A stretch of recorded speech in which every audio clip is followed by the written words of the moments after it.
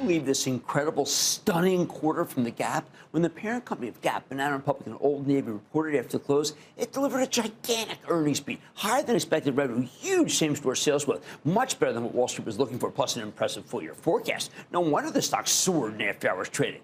Can it keep climbing? Well, it was a ridiculous fall to begin with, but let's dig deeper with Richard Dickson. He's the turnaround artist, president, and CEO of The Gap, to learn more about the quarter and what's next. Mr. Dickson, welcome back to Mad Money. Jim, good to see you. Thank you for having me. What can I say? You came on the show. You predicted you could do certain things.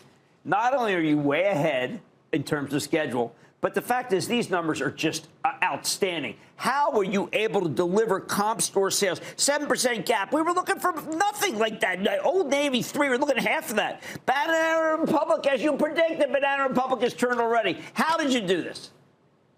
Well, first of all, it is not a one-man show. As you know, we have an extraordinary team that perseveres every day to drive results. The quarter was, as you're acknowledging, it was an exceptional quarter. I mean, we delivered another quarter that exceeded financial expectations. Sales comp up 3% for the quarter. This is the fourth consecutive quarter of positive comps. We also gained market share for the eighth consecutive quarter. And this is really indicating that our brands are resonating. We're gaining traction. The progress is real. And Jim, as you know, this year has been a difficult year, but all four brands, every one of our brands, gaining market share.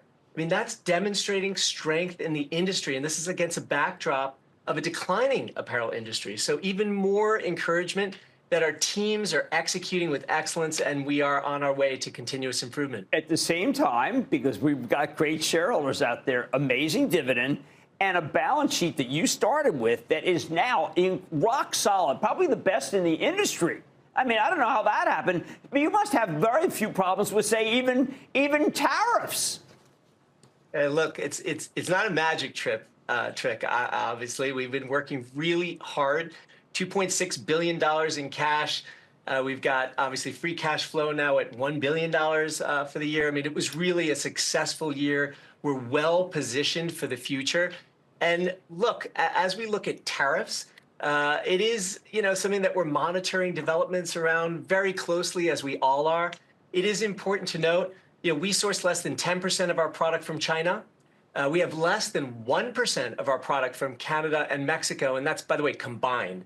And as we've, shared our guidance today, it contemplates what we know today regarding tariffs. Over the last several years, we've been strengthening our supply chain. We'll continue to diversify and ultimately just really stay focused on creating the right product at the right time, at the right place, and no matter what, minimize the impact to the consumer. So we're going to be working hard to continue the momentum that we have, tariffs, cost inputs. These are all the day-to-day of doing business, and it's our job to just deliver the best product at the best time, at the best quality, at the best price. I want to tell you that people before you, there was never a sense that Gap had immediacy. All we're talking about in our office is White Lotus, and then suddenly we see you're tied in with White Lotus, and apparently it's doing great. Yeah, no, the White Lotus collaboration with Banana Republic is phenomenal. We just dropped a 24-piece collection in partnership with White Lotus, which is such a good collaboration for Banana Republic. I mean, it really speaks to the modern explorer position. It's great product. And as you know, Jim, I mean, you've been in our stores. We've been leaning into class, leaning into more precise assortments. We've been focusing on fit. We've been rebuilding trust. And how exciting was it to see that all start to take hold with fourth quarter comps in Banana up 4% and market share gains. We are really excited with the future potential of that brand. A lot of people talk about their team, and it kind of eyes glaze over. It can't hear, because you talk about getting your team. They're getting out of their comfort zone. What does that mean for the brand and for your numbers? Well, first of all, I've talked about that a lot with our team, and we are getting comfortable being uncomfortable. Today, what's certain is uncertainty. And so a resilient organization is driven by the motivation to solve problems on a daily basis, to focus on the consumer relentlessly, to drive what we do better. And again, the results that we have delivered represent that effort. It was an exceptional year. all 4 brands gaining market share, it's really demonstrating strength in the industry, and it's showing that this is a winning team, and we've just started. It's an exciting moment, and we are determined to continuously improve through innovation, better product, better experiences, and drive momentum in the years ahead. Well, I know you took me through the turning gap, the astounding turn you took through Banana Republic. When I go in the stores, they look magnificent. I heard you mention Athleta, so I got to bring it up. When is that one really going to be an engine? First of all, bring it up. I mean, Athleta is the #3 brand in the women's active space. It's the #3 ranking brand. It's an important brand in the industry. It's an important brand in our portfolio. And when you look at the year, Athleta delivered a flat comp for the year. So there have been improvements across key metrics, and also we gained market share. Now, this is against a previous year of double-digit decline. So there is progress. We've made the brand stronger. We're launching new activations. We're re-entering the cultural conversation. And it is reinforcing that we've got great long-term opportunities with this brand. We just need to continue to do the work to reset the brand and continue to drive our ambitions, which should be high. So we've got more work to do. Stay tuned to Athleta. It's an important brand in the industry and in our portfolio. I will, because there's a giant in that industry that is, I think, has the prices a little too high. One last question.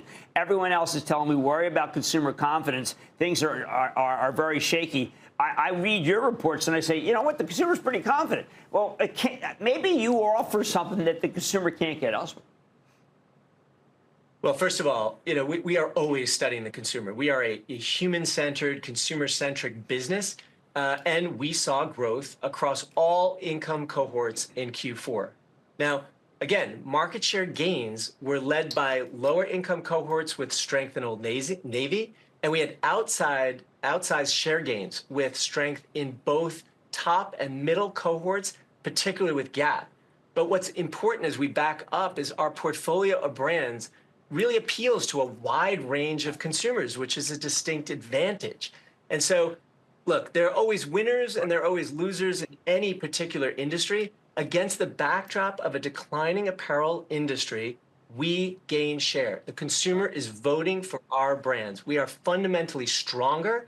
We're resonating with consumers, and we just have to stay focused on executing with excellence, with style and quality. I have no doubt that you will do just that. That's Richard Dickson, President and CEO of Gap. Thank you so much, sir. Great to see you. And thank you so much. Mad Money is back. Don't miss a second of Mad Money. Follow @Jim Cramer on X. Have a question? Tweet Cramer. #MadMentions. Send Jim an email to madmoney@cnbc.com or give us a call at 1-800-743-CNBC. Miss something? Head to madmoney.cnbc.com.